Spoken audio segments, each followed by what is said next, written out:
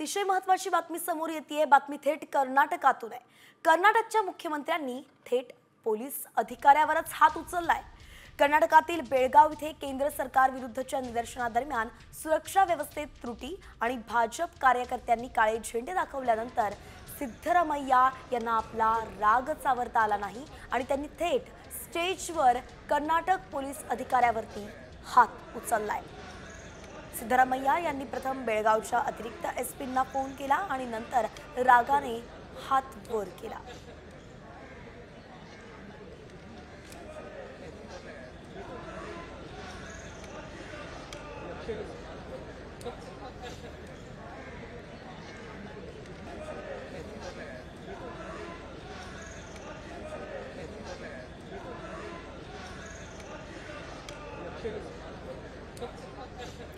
एकंदरीतच ही दृश्य आपण पाहतोय।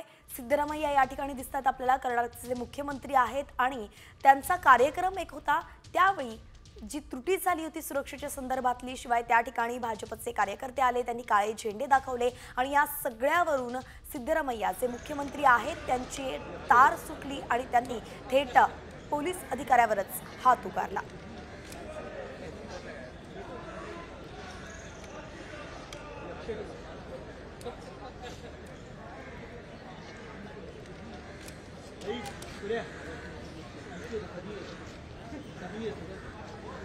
नाही केलं तर मग लक्षात ठेव तू आहेस आणि मी आहे।